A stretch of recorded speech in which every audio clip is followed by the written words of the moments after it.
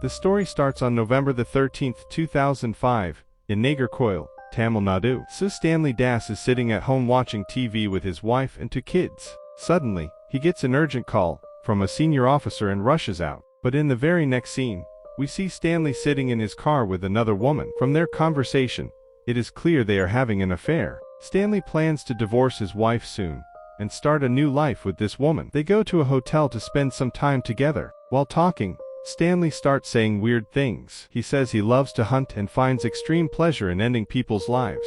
The woman laughs it off as a joke at first, but a tragic event happens shortly after. Stanley wraps her scarf around her neck and strangles her to death. Then, he packs the dead body in a bag, leaves the room key at the hotel counter, and quietly walks out. He hides the body in the trunk of his car. The story now jumps to the present day, September the 25th, 2012. At the Thiruvananthapuram police station, officers are discussing a communal riot. A special investigating officer named Nath is assigned to solve this case. People call him Boz, or Ego, because of his sharp mind. Nath finds out that the sister of an army man named Bimal has gone missing. Bimal suspects a young man named Yusuf. This suspicion causes communal tension in the village. But Nath's investigation reveals that Yusuf is innocent. He was actually present in the village when the girl went missing. Nath investigates further and finds that the missing girl was in regular contact with someone named Stephen. But when questioned, Stephen says he does not know the girl. Actually, a SIM card registered under Stephen's name was used by his cousin Selvi. Selvi herself went missing a few months ago. While investigating these missing cases,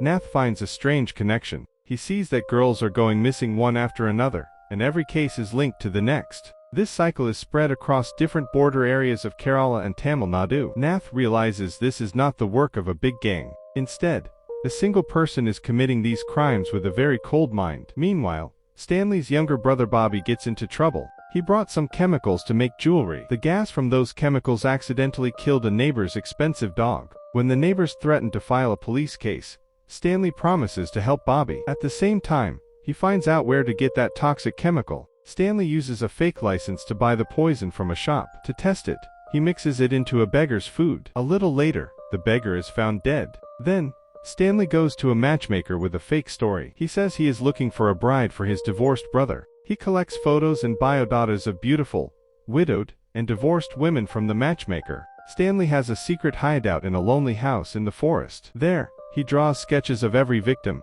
and keeps them in a notebook. He gives a fake identity to each woman and pretends to be in love with them. He even does a fake marriage with one of the women. After getting physically intimate in a hotel, Stanley tricks them into taking a poisonous pill, saying it will prevent pregnancy. The poison kills the women in the hotel washroom. Stanley quietly escapes and draws their pictures in his sketchbook.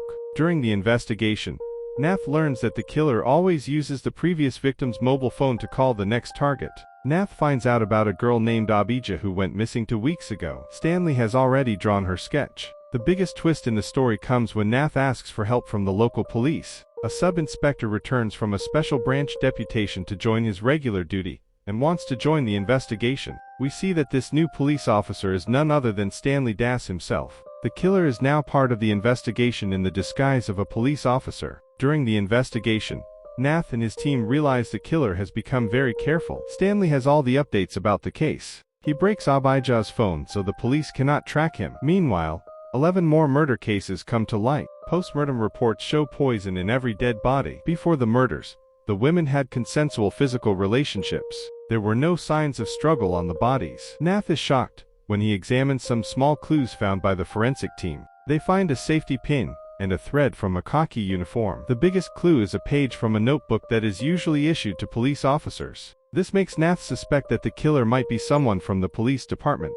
Following the clues, the police learn that the mobile phones the killer uses were previously confiscated from a police station in Tamil Nadu. Nath sees Stanley's name on that list. Then, the police start mapping the locations of all inspectors. Right then, a victim's phone turns on. Nath tracks the location and reaches a building. But when he gets there, he finds the phone ringing in the room of a constable named Mani, not Stanley. Actually, Stanley very cleverly murdered Constable Mani and left the phone in his room so Nath would think Mani is the criminal. Stanley acts in front of Nath as if he trusted Mani and cannot believe Mani could do such a thing. But Nath starts suspecting Mani completely. Nath and Thomas Sir think Monty might have run away out of fear of the police. Nath then tells Thomas Sir a story from his childhood. He says that once while catching thieves, he developed a habit of hunting. Similarly, Stanley is now addicted to hunting. A flashback shows that Stanley used to hunt animals since childhood. His sketchbook had pictures of humans alongside frogs, snakes, and cats. Nath realizes this killer is not just an ordinary criminal. He is a psychopath who finds a thrill and addiction in killing. Stanley makes Constable Monty the scapegoat to hide his crimes. The TV also starts showing Monty as the main suspect. Stanley then buries all the mobile phones of his previous victims in the ground to feel safe. But his thirst for killing is not satisfied. He calls a retired forensic surgeon named Joseph with a fake identity. He says he wants to know a perfect murder method for a movie. From the doctor, he gathers information about a special poison that causes heart failure. Stanley then changes his murder style. After meeting new women, he uses a device under the excuse of checking their diabetes. He injects the poison through the needle inside that device. As a result, the women appear to die of a heart attack, and the police suspect nothing. At this stage of the investigation, Nath and his team find a new clue. They learn that a recent call was made from the phone of a victim named Bana to a girl named Onaga. Nath visits Onaga's house and finds out she died of a heart attack that morning. Suspicious, Nath orders another postmortem. The report shows the presence of a poison called digitalis in the body, which creates fake symptoms of a heart attack. Nath feels doubtful again. It is impossible for an ordinary constable like Monty to have such complex forensic knowledge. Nath tells Thomas Sir that the killer is now more confident and is planning murders using the same phone. Following the clues of an old case, Nath visits the house of an old woman named Srata. After pressing her son for answers, he learns that her daughter Divya previously fell into the trap of a young man but luckily survived. Nath realizes Divya is the only living witness who can identify the killer. He quickly goes to meet her. Divya explains how a man she met at a bus stand told her to take a pill to prevent pregnancy, but since she had her own saved money, she did not take the pill and survived. When Nath shows her man his photo, Divya directly says that he is not the guy. Hearing this, Nath is completely stunned and understands the real criminal is still out of the police's reach. When Nath realizes Monty is not the real killer, he requests Divya to help make a sketch of the criminal. Divya initially refuses out of fear of ruining her marriage, but later agrees thinking about the other girls. Just then, Stanley arrives at Divya's house. Seeing Stanley, Divya freezes in terror. She calls Nath and tells him she can no longer help. Not giving up, Nath goes to the bus conductor on whose bus Divya and Stanley used to meet. The conductor agrees to help make the sketch. Meanwhile, since Stanley is part of the investigation, Nath gives him all the updates. Nath tells Stanley they are going to the conductor's house to draw the sketch. Afraid of his identity being revealed, Stanley becomes restless. He takes his service gun and heads there to eliminate the conductor. When Stanley reaches the conductor's house, the sketch is almost finished. But to Stanley's surprise, the sketch looks like someone else. Seeing this, Stanley breathes a sigh of relief. Actually, this was a big trick by Nath. Even though the conductor recognized Stanley, Nath told him to act normal in front of Stanley and make a fake sketch so Stanley would feel safe. Nath was actually taking time to gather solid proof against Stanley. Meanwhile, Nath secretly identifies Stanley through Divya and reaches Stanley's jungle house. There, they find Stanley's diary containing the sketches of all his victims. The last sketch is of Nath himself. That means Stanley's next target is supposed to be Nath. The story becomes more thrilling when Stanley goes to a hotel with a new victim. The hotel manager recognizes Stanley as a police officer. The manager shows Stanley a picture of his missing daughter and asks for help. Stanley is stunned seeing the picture because the girl was his very first victim in 2005. Right at that moment, Nath arrives at the hotel and challenges Stanley directly. Nath hands Stanley the real sketch, which clearly shows Stanley's face.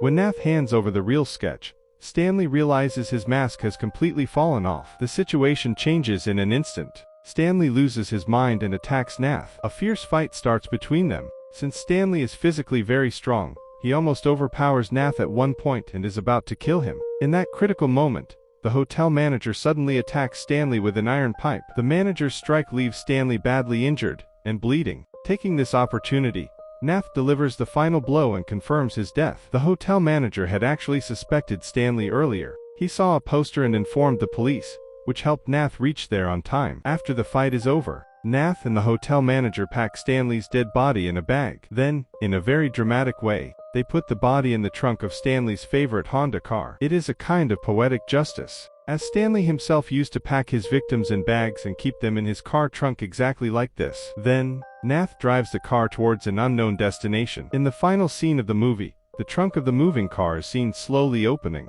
This leaves the audience with two questions. Maybe Stanley is still alive, or it is just a symbolic scene hinting that this cycle of crime might not end here. This movie is based on the shadows of some events from the life of India's notorious serial killer, Cyanide Mohan. Stanley's character is shown as a born hunter, who nurtured his inner cruelty since childhood by hunting animals and birds. The movie ends with the message that even if one Stanley dies, such a sick mentality or hunter instinct hidden deep in society might survive in some other form. So, this was the story of the movie Kalamkaval. Friends, let me know in the comments how you liked today's video. To get regular inside stories of movies, stay with the channel by liking, sharing, and subscribing. Comment the name of your favorite movie to hear its inside story. Goodbye for today. See you in the next video. Thank you for watching the entire video.